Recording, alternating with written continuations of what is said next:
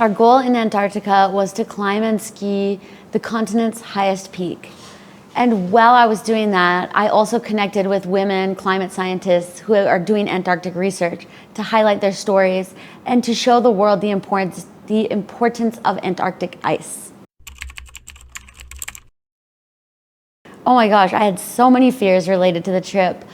I mean, with COVID and the state of international travel, I was worried that we might get sick or that we might get other people sick. And then Antarctica is very cold, so there's a very big risk of cold injury, hypothermia, and it's also very heavily crevassed and the snow's icy. So I was worried about falling in a crevasse or sliding to my death.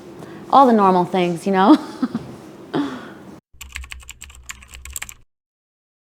It took me about, quite a few months to prepare for the expedition, from when we first made the deposit to then actually leaving for the expedition. It was like a month of work getting ready.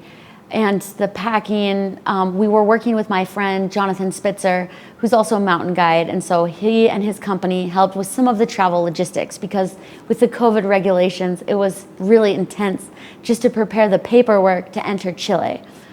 And then getting the gear together was a whole nother monumental task, because when you're going to a place like Antarctica, if you forget something, there's not a store that you can go visit. You are, like, your list, your preparation, your fitness, all of these things, they will be the difference between success and failure. And the risk of failure is not just, you could die, but also you could lose your fingers, your nose. So the risk is big. My partner and I and our friend Jonathan were very thorough in our packing, and we had meetings like a couple weeks before where we went over the gear list, and we even got out to ski and test our equipment, because the other thing is building a ski setup and a boot setup that is adequate to keep your toes warm enough in that environment. I had 3 bags. Yes, only 3 bags, so. Well, we were able to utilize a couple of cached equipment stashes from the logistics from our guiding company. So they had tents on the mountain for us. But other than that, we had to bring like backpack and sleeping bag, sleeping pad, food, all the layers. Just the layers alone took up like half a suitcase. It was crazy.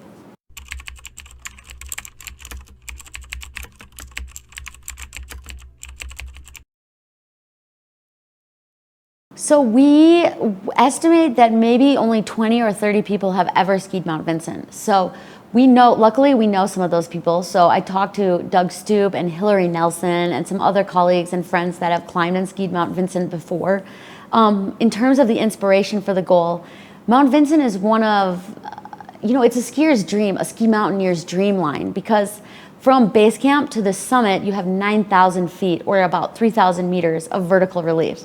There are very few mountains in the world that have that kind of scale. It's like the Alps and Chamonix and the Himalayas, Mount Rainier, but not many mountains in the world have that kind of scale. So to be able to ski 9,000 vertical feet, that is such a cool dream. And also to be on snow right from where you start is another really cool part about skiing in Antarctica.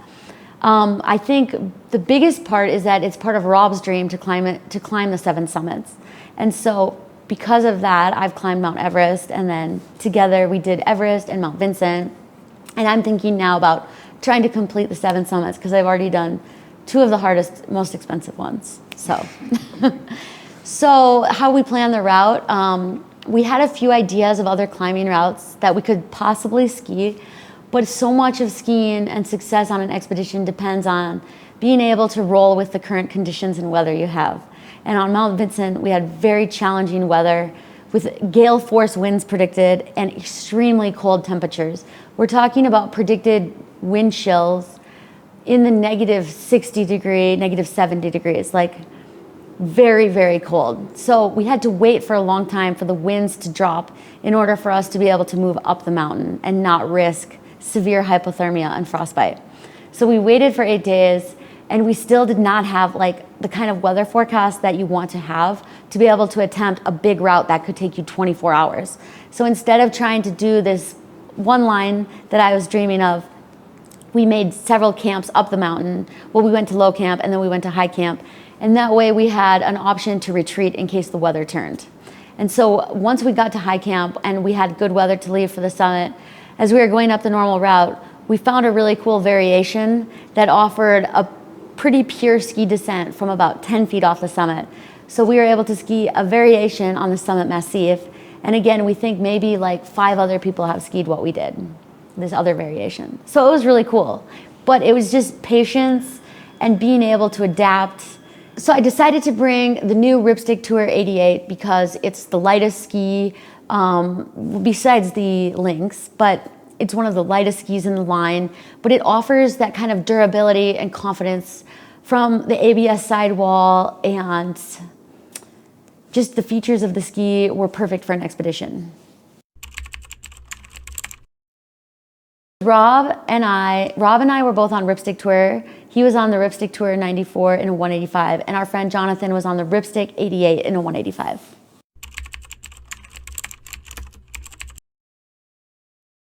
To get to Antarctica, we went from Salt Lake to Atlanta to Santiago.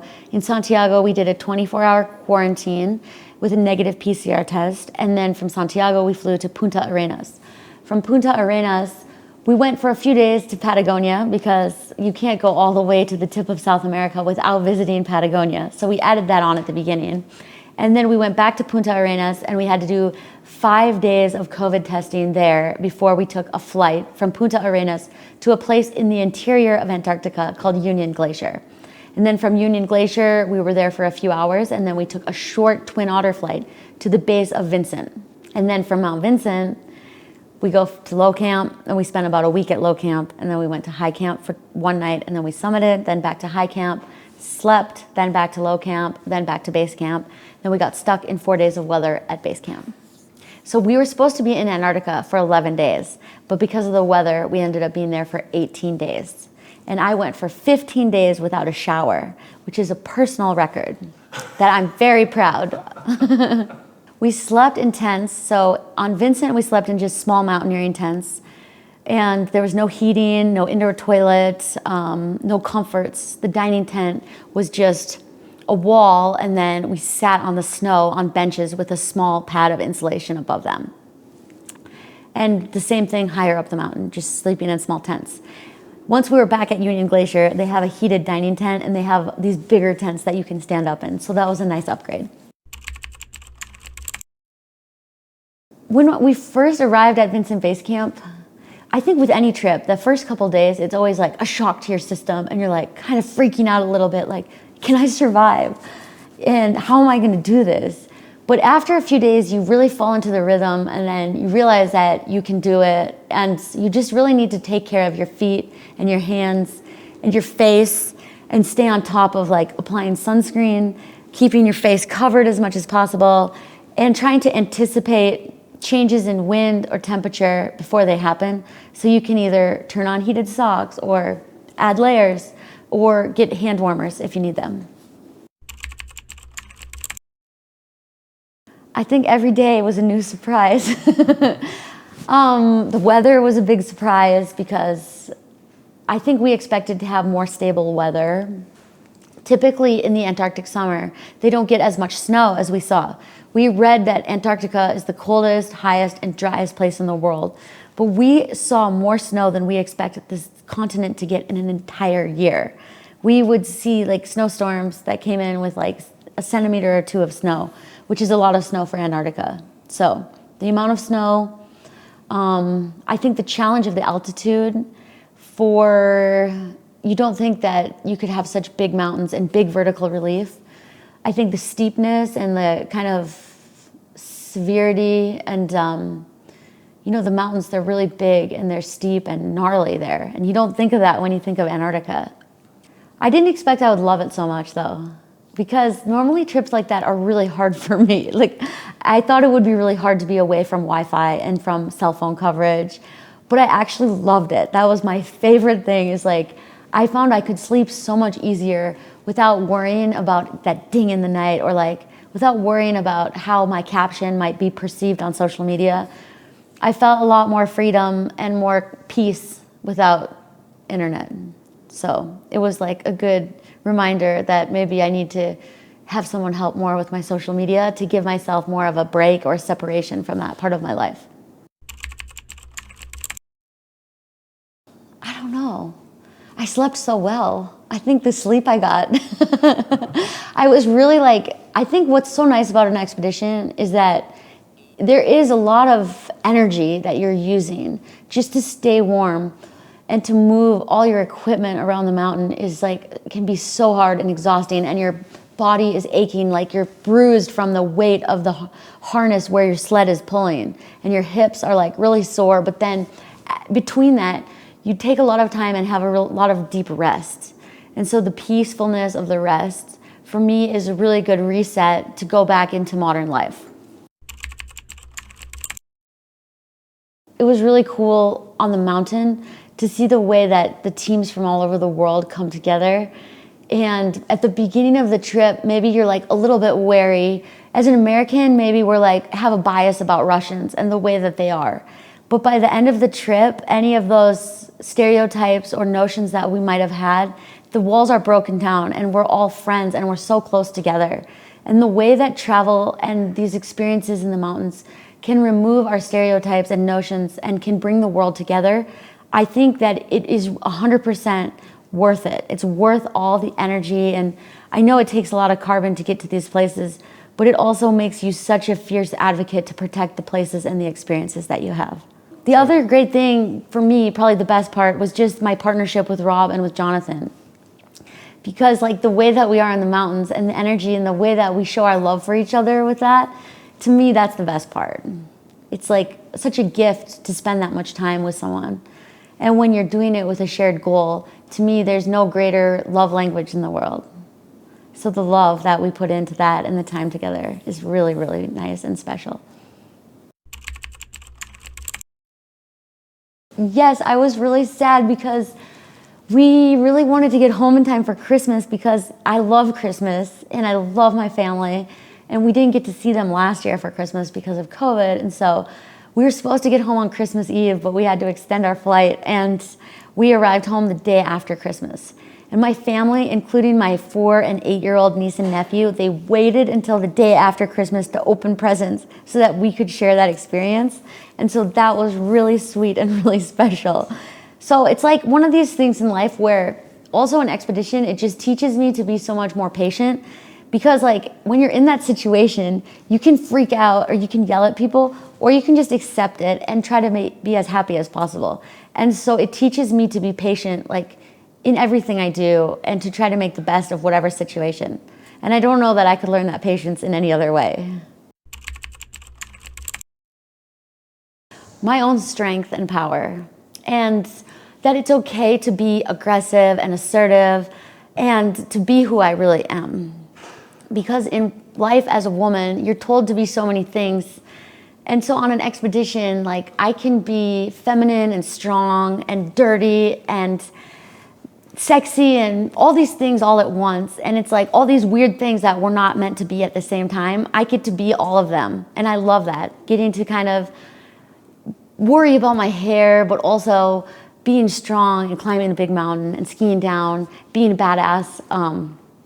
I like it. I like the mix, you know? It's fun. No, I'm really satisfied with what we did. There's nothing I would change.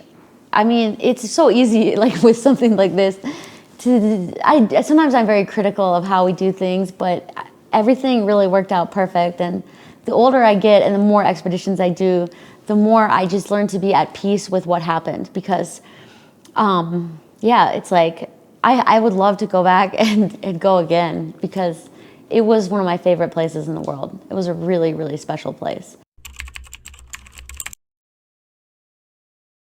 The first tip is, for me, where I always hesitate is like signing up and committing. So first of all, if you have a big dream, you need to actually make a plan and to like sign up for the trip. So for us with the process to make the first deposit, Rob did that for me as a gift, and that was like the best gift. So If you have a dream, you need to make a plan and to like put the date on the calendar, and if you can, make a deposit, buy the plane ticket and jump in, because it's really easy to think of all these things in life that you want to do, but it's a lot harder to take the risk and to sign up. The next takeaway is, I think it's helpful for me to put my fears or hesitations or worries on the table with my team in advance and to talk about them, because then you can start to address them as a team. Because we all have our own concerns, but when we work together, it's a lot easier for people to understand how they can support. And the third thing I learned is like expeditions can bring a lot of dynamics and strong emotions. And oftentimes the thing that you might be fighting with someone about is really just a reflection of something you need to work on yourself. So on the trip, my friend Jonathan and I, we both had a lot of anxiety from other things in our lives. And we found that there was like sometimes a lot of friction between us. But when we sat down and we talked about it and addressed it, we were able to see and work through it better as a team. And so like learning to understand the drama and the egos and the emotions and to let go of your own ego, that's really, really important on an expedition. The fourth thing is to work with your team and state your goals and priorities for the trip. So after the first couple days with the weather forecast we had, we made a decision as a team. Our number one goal was to come home with all of our fingers, toes, and nose, and to not have cold injury or hypothermia. And so that changed a lot of the decision making, because to us, like, no amount of money is worth having a kind of life-changing injury like that. So the summit is like second. First is to make sure we're healthy and happy and we take care of each other. And then the last thing for me is, with a trip like that, I really want to go in with 100% confidence in my equipment. So to take the time to test your equipment beforehand, to test your crampons with your boots, to test your boots, and to test your skis and everything, just to make sure every detail of the equipment is as perfect as it can be. Because like, you don't want to be dropping into like a 45-degree ice line when you're worried about like your binding or your ski tune or whatever it is. You want all that stuff to be taken care of and addressed.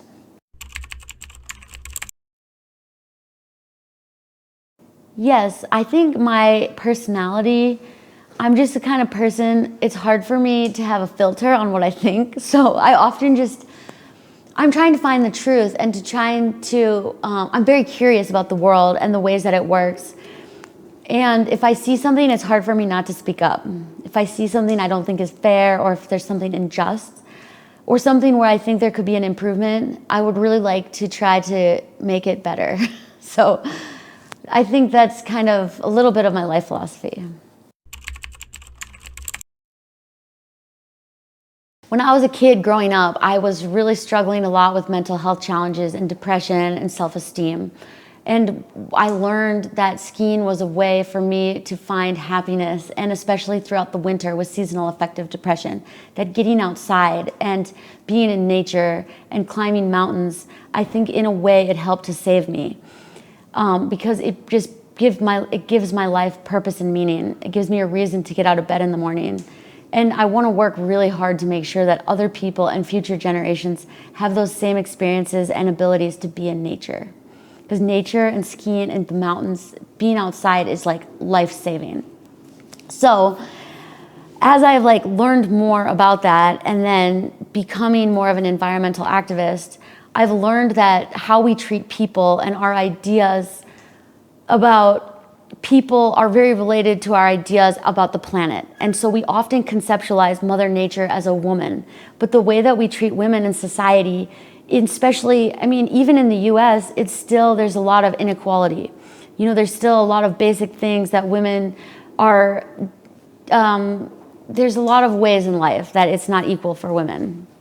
So for me, mountaineering was a way to find my own sense of power, but also, like, it led me to develop this idea about like Climb for Equality, that in order to take action on the environmental crisis, we need to elevate the status of women in society, because the two are very much intersected. For me, My philosophy about fear is that it's not something to be overcome, but it's rather something to be embraced. Because we're never truly going to conquer the fear. Instead, if we can embrace it and love it and give it a name and a home, it can lead us to make better decisions in the mountains. So that's how I feel about fear and danger. But to me, another thing is that my family or my friends, it took them a long time to come to terms with what I've chosen for my life and for my career. But to me, there's also a lot of risk in not climbing mountains, being sedentary, or you could die in a car accident, or you could die of cancer. And I'm more afraid of not really living my dream than I am of course I don't ever want to die in the mountains. And I don't like it when people say like, oh, they died doing what they loved, because no mountaineer ever wants to die in the mountains. However, I'm really deeply afraid of like not living up to my potential or not living the life that I've truly dreamed of. No, I can't pick a favorite place. I love them all. I think I said earlier that my favorite place is the place that I've never been yet. And so to dream of the next adventure and to see a new place, or even to go back to the same places, I don't know, I love it all. I'm really happy. Yeah, so in 2019, my partner Rob and I climbed Everest, and we did it as a climb for equality. Because as we were researching Everest statistics, we learned that only 10% of climbers on Everest and 8,000 meter peaks, the world's highest peaks, only 10% of those climbers are women. And when you look at the highest levels, whether it's Hollywood producers or top chefs or business CEOs, when you look at leadership, you still see an absence of women. And to me, that's a really big failure of society to not support and encourage women to get to the highest levels. I don't think it means that you have to be like a solo woman climber. I think it can mean whatever you want it to mean. And for me, with my partner, it means celebrating our strengths and our differences. It doesn't mean I have to be exactly equal. So I actually prefer to use the word equity, because the future is to create a world that's equitable. So it's like, I don't have a problem if like Rob wants to take more of the weight because he's a larger man and he can take more weight. Like, I don't see that as a personal failure. I think that like he has a skill set and I have a skill set, and the world is stronger when we come together with those differences and celebrating them. I'm very conscientious about the brands that I choose to work with. And so to me, it's very important that they make a commitment to people and the planet, and that they're conscientious about the environmental and social impacts of the business. To me, Elan, being a company that's been around since 1945, they're making decisions not just for the next 10 years, but for the next 50 or 100 years. And I believe that's the way we all need to think about our choices and our impacts on the planet.